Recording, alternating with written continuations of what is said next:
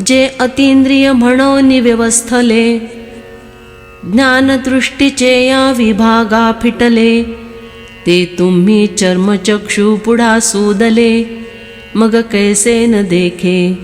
जो विश्वरूप इंद्रियों का विषय नहीं हो सकता, यह बात निश्चित हुई है, और जिसका अनुभव केवल ज्ञान दृष्टि से ही किया जा सकता है, वह विश्वरूप यदि आप मेरे चर्मचक्षुओं के सामने रखते हैं तो मैं उसे कैसे देख सकता हूँ। हे तुमचे उणे न बोलावे, मीच साहे ते बरवे, एथ आथी म्हणितले देवे, मानो बापा। परंतु यह आपकी त्रुटि है।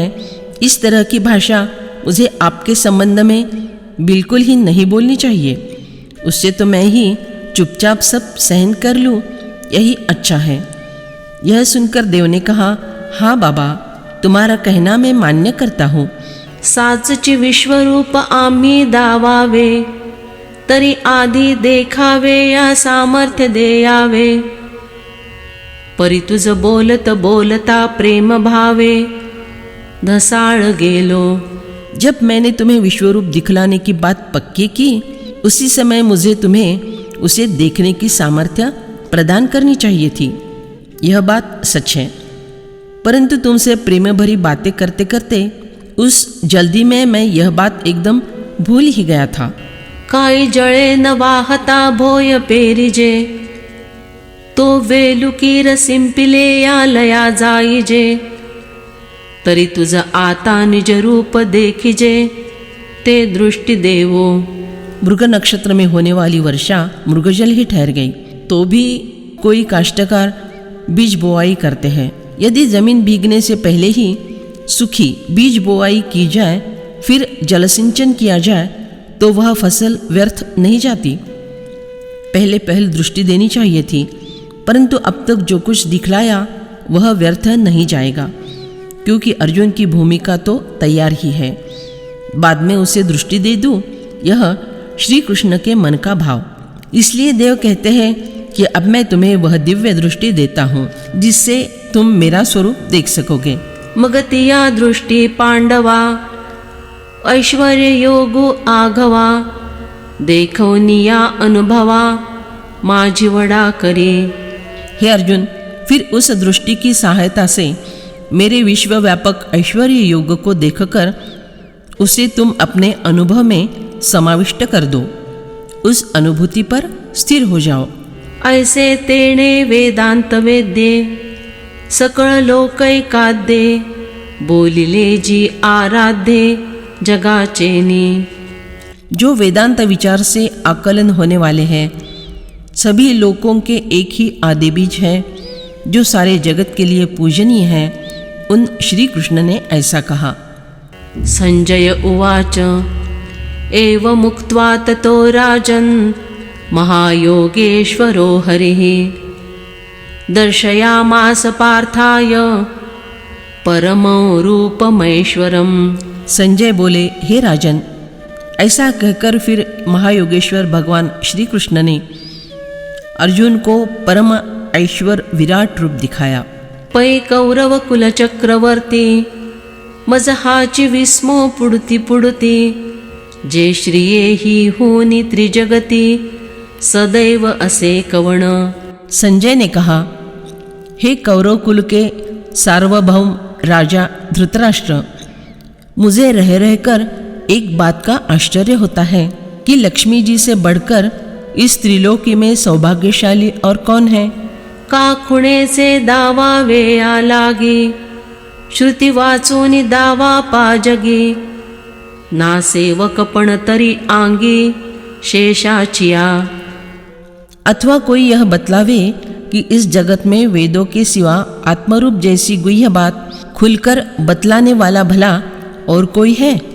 उसी तरह सेवक मन की सेवकाई की बात कहनी हो तो वह केवल शेष जी के अंग में है। हा हो जयाचे निसोसे, सिणती योगिये जैसे, अनुसरले गरुडा ऐसे, कोणी आहे। हाँ जी, जिस परमात्मा प्राप्ति की इच्छा से योगीजन जिस प्रकार कष्ट उठाते हैं, उसके समान अथवा भगवान की आज्ञा का पालन करके स्वयं केवल सेवा को ही अर्पण होकर रहने वाला गरुड़ के समान क्या और कोई है? परिते आघवे एकीकडे ठेले, सापे कृष्ण सुख एको दरे झाले, जे जिये दिवनी का जन्मले पांडव हे। परंतु वे सारे के सारे एक और पड़े रह गए। फिलहाल तो यही बात सच है कि जिस दिन से इन पांडवों का जन्म हुआ उसी दिन से मानो श्री कृष्ण सुख उनका सगाबाई हो गया। एक साथ रहने वाले पांडवों को कृष्ण सुख ने भी कभी नहीं छोड़ा।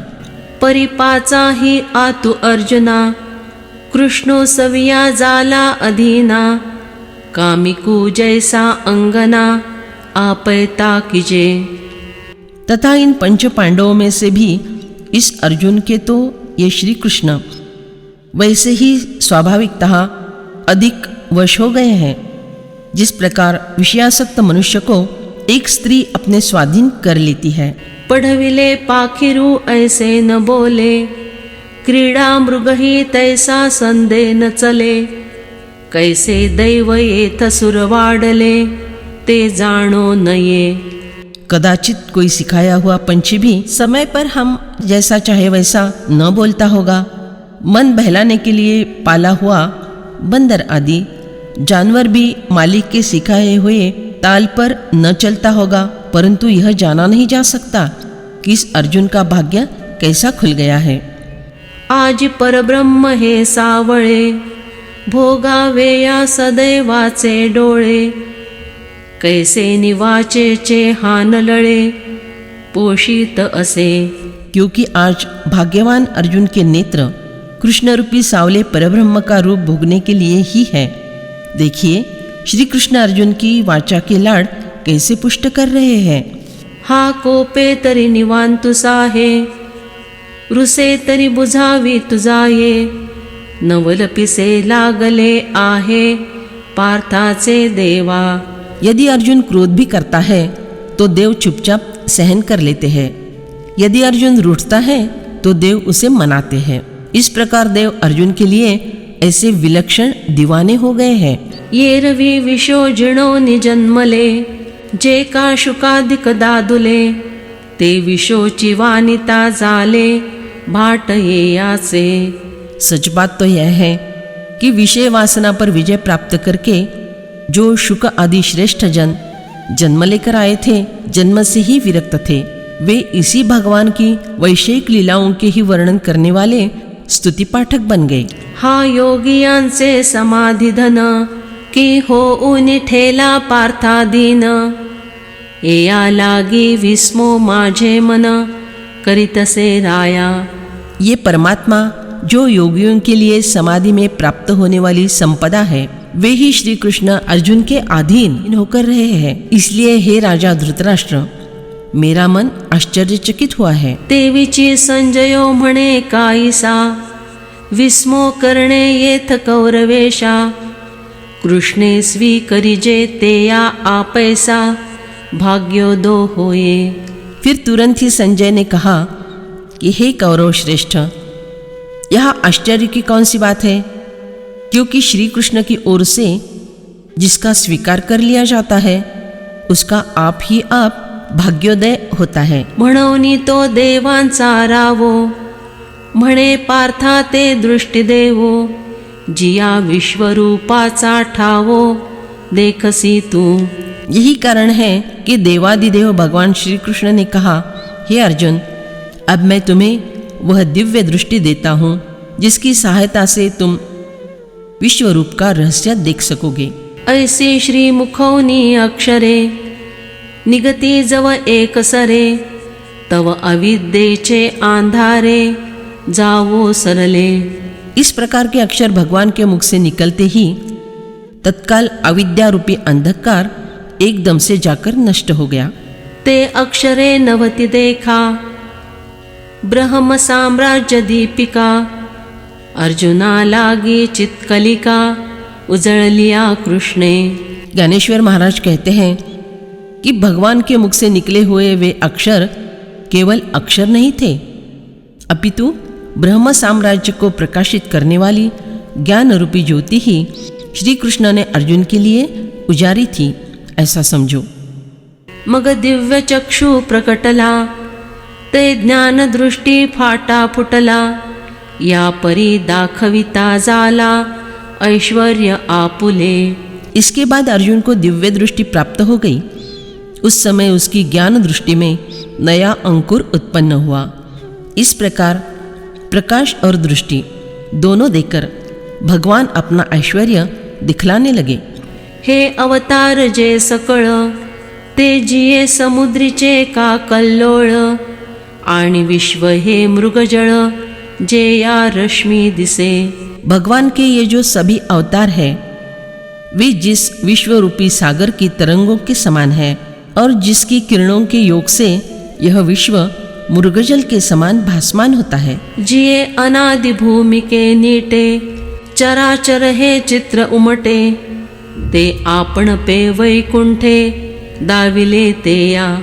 जिस अनादि भूमिका पर इस स्थावर जंगम सृष्टि का स्वच्छ परिपूर्ण चित्र अंकित होता है, वह आत्मस्वरूप विश्वरूप वैकुंठाधिपति श्री कृष्ण ने अर्जुन को दिखलाया। मागा बाळपणे येणे श्रीपती, जे वेळू एकू खादली माती, तैको पोनिया निकुरे हाती, यशोदा धरिला।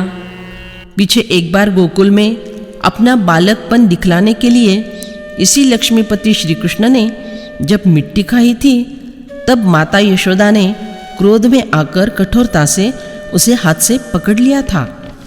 मग भेण भेण मुखी जैसे, झाडा देया वेयाचे निमिसे, 14 भुवने अवकाशे, दाविली तिये।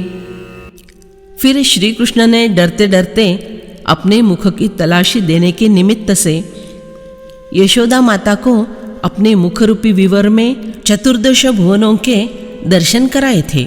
ना तरी मधुवनी ध्रुवासी केले, जैसे कपोल शंखे शीतले, आणि वेदाची येही मती नाकळे, ते लागला बोलो। अथवा मधुवन में जिस प्रकार भगवान ने बालक ध्रुव के गाल से अपना शंख स्पर्श कराया था और उसे ज्ञानी बनाया था, उस समय वह ऐसी बातें कहने लगा था कि वेदों की बुद्धि भी जिन्हें समझ न सकी।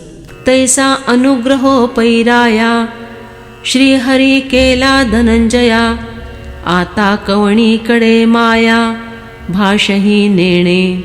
हे राजा, देखो श्री कृष्ण ने अर्जुन पर भी वैसा ही अनुग्रह किया। अब माया अर्थात अज्ञान किधर है, इस बात का विचार करना भी अर्जुन नहीं जानता था। एक सरे ऐश्वर्य तेजे पाहले, चमत्कारा तव एकार्णव झाले, चित्त समजी बुडवून ठेले, विस्मयाचा। उस समय एकदम से ईश्वरीय तेज से उजियारा हो गया। उस चमत्कार से चारों ओर मानो एक समुद्र सा बन गया और अर्जुन का चित्त आश्चर्य के प्रवाह में डूबा रह गया। जैसा आब्रह्म पूर्णोदकी, पवे मार्कंडेयो एकाकी, तैसा विश्वरूप कौतुकी, पार्थुलोळे।